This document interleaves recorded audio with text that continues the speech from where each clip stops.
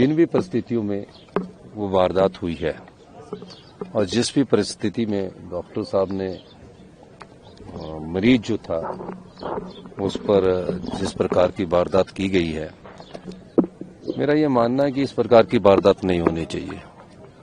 हम हॉस्पिटल्स में जो डॉक्टरों की ड्यूटी थी, पहले हमारी सरकार ने क्या किया कि जो एसआर शिफ्ट करने डॉक्टर आते थे, पहले 48 घंटे ड्यूटी देते थे।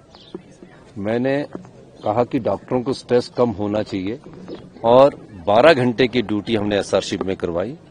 और एसआर शिफ्ट का जो हम पहले स्टाइफंड देते थे, जो 65,000 से बढ़ाकर 1,30,000 किया, 1 लाख किया।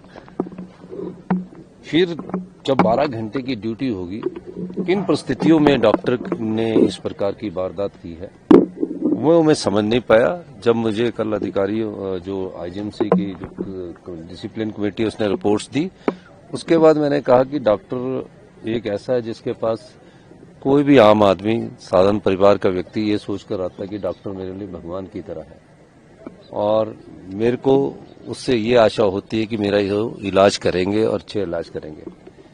अब उस पेशेंट का जो मैंने उस रिपोर्ट्स में आया है, वो सिर्फ पल्मोनरी बेड के खाली बेड में था, जहां उसकी तबीयत किसी की पेशेंट की खराब होती तो ऐसे बैठ जाता है। उस बेड में वो बैठ गया। उसके बाद लेटने के बाद एक वीडियो का पक्ष आया है जिसमें उसमें डॉक्टर उसमें अटैक कर रहे हैं। दूसरा डॉक्टरों ने भी कहा है कि हमारे पास एक और वीडियो है। तो मैंने बोला कि इस समय तो ये बनता नहीं है कि चाहे वो किसी भी स्थिति में हो, उसकी कंप्लेंट करवा सकता है, उसकी शिकायत करवा सकता है। और इस दृष्टि से हमने उस पर कार्रवाई की, जो भी हमारे को आईजीएमसी के प्रशासन ने रिपोर्ट दी।